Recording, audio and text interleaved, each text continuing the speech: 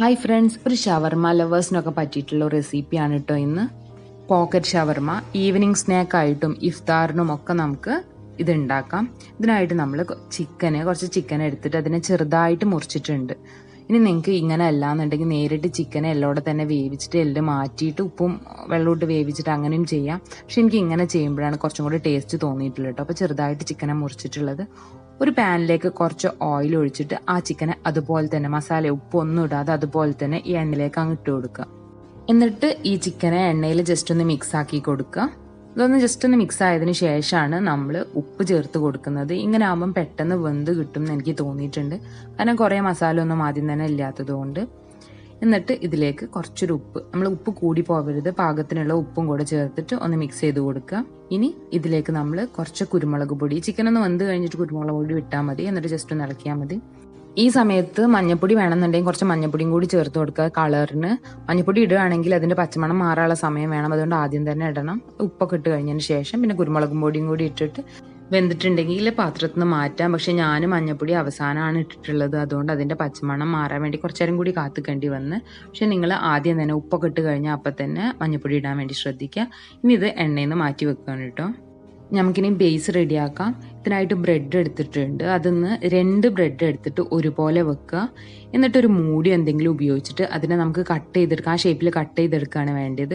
ഇപ്പം മൂടി എടുക്കുമ്പം സൈഡ് കുറച്ച് നീളം കുറഞ്ഞത് എടുക്കാൻ വേണ്ടി ശ്രദ്ധിക്കുക. അങ്ങനെ ആകുമ്പോൾ പെട്ടെന്ന് കിട്ടും.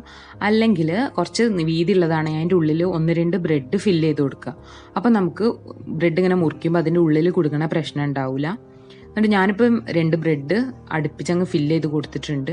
എന്നിട്ട് ജസ്റ്റ് ഇതൊന്ന് പ്രസ് ചെയ്ത് കൊടുക്കുകയാണ്. അതേ ഷേപ്പിൽ വലുപ്പത്തിലുള്ളത് വേണം കേട്ടോ.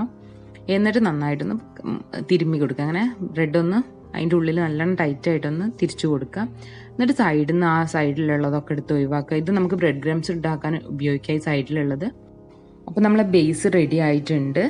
ഇതിങ്ങനെ വേറിട്ട് നിൽക്കരുത്, ഒട്ടി തന്നെ കിടക്കണം കേട്ടോ. അപ്പോഴാണ് നമുക്ക് നല്ലപോലെ കിട്ടുകയുള്ളൂ. ഇതുപോലെ നമ്മൾ ബാക്കിയുള്ള ബ്രെഡ് എത്ര ഉണ്ടാക്കാൻ ഉദ്ദേശിച്ചിട്ടുണ്ടോ അതൊക്കെ ജസ്റ്റ് ഇതുപോലെ ഒന്ന് പ്രസ് ചെയ്ത് സൈഡിലുള്ളത് കളഞ്ഞിട്ട് നല്ലോണം പ്രസ് ചെയ്യണേ. അതിങ്ങനെ ഒട്ടി കിടക്കണം, അത് നോക്കണം. അപ്പം നമ്മൾ ഈ മൂടി എടുക്കണോടത്ത് ശ്രദ്ധിച്ചാൽ മതി. സൈഡൊക്കെ നല്ല പെർഫെക്റ്റ് ആയിട്ട് തന്നെ കിട്ടണം. 2 ബ്രെഡും വേറിട്ട് നിൽക്കരുത്, ഒരുമിച്ച് തന്നെ അങ്ങനെ നിൽക്കണ പോലെ തന്നെ ആവണം. അപ്പോൾ നമ്മളെല്ലാം ചെയ്തിട്ടുണ്ട്. ഇനി നമ്മൾ ആ സൈഡിലുണ്ടതിനെ ബാക്കിയുള്ളതുകൊണ്ട് ബ്രെഡ് ക്രംസ് ഉണ്ടാക്കി വെച്ചിട്ടുണ്ട്. ഇനി ഒരു പാത്രത്തിലേക്ക് 2-3 കോഴിമുട്ട ആഡ് ചെയ്ത് കൊടുക്കുകയാണ്. നിങ്ങൾക്ക് മഞ്ഞ എടുക്കാൻ ഇഷ്ടമില്ല എന്നുണ്ടെങ്കിൽ മഞ്ഞ എടുക്കാണ്ട് കേട്ടോ. പക്ഷെ ഞാൻ മഞ്ഞയും കൂടി എടുക്കാറുണ്ട്. എണ്ണ ചെറുതായിട്ടൊന്ന് പതഞ്ഞു വരുന്നേ ഉള്ളൂ, പക്ഷെ അത് വലിയ കുഴപ്പമില്ല. ഇതിലേക്ക് ഇനി ആവശ്യത്തിന് കുറച്ച് ഉപ്പ് ഇട്ടിട്ട് നന്നായിട്ടൊന്ന് മിക്സ് ചെയ്ത് കൊടുക്കുക. ഇത് ആ ബ്രെഡ് ഒന്ന് മുക്കിയെടുക്കാനുള്ളതാണ്.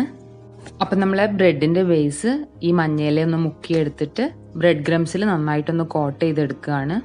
ഇതുപോലെ നമ്മളടുത്തുള്ള ബാക്കിയുള്ള ബ്രെഡിന്റെ ബേസ് കംപ്ലീറ്റ് ആയിട്ട് ഈ മഞ്ഞയിൽ മുക്കി ബ്രെഡ് ക്രംസിൽ ഒന്ന് കംപ്ലീറ്റ് ആയിട്ട് കോട്ട് ചെയ്തിട്ട് എടുത്തു വെക്കുക. ഇതുപോലെ നമ്മൾ ബ്രെഡിന്റെ ബേസ് കംപ്ലീറ്റ് ആയിട്ട് ചെയ്തിട്ടുണ്ട്. ഇനി ഒരു പാത്രത്തിലേക്ക് നമുക്ക് പൊരിച്ചെടുക്കാനുള്ള ഓയിൽ ഒഴിച്ചു കൊടുക്കാം. എണ്ണ ഒന്ന് ചൂടായിട്ട് ഓരോന്നായിട്ട് എണ്ണയിലിട്ടിട്ട് നമ്മളൊന്ന് പൊരിച്ചെടുക്കുകയാണ്. ഗോൾഡൻ ബ്രൗൺ കളർ ആവുന്നത് വരെ ആയാൽ മതി. വല്ലാതെ കരിഞ്ഞൊന്നും പോകണ്ട. തിരിച്ചു മറിച്ചൊക്കെ ഒന്ന് ഇടുക.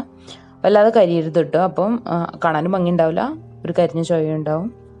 അപ്പം നമ്മൾ ബാക്കിയുള്ളത് മുഴുവൻ ഇങ്ങനെ പൊരിച്ചെടുക്കുകയാണ്. അപ്പം നമ്മളെ ബേസ് റെഡി ആയിട്ടുണ്ട്. ഇനി ഫില്ലിങ്ങിലുള്ളത് നോക്കാം.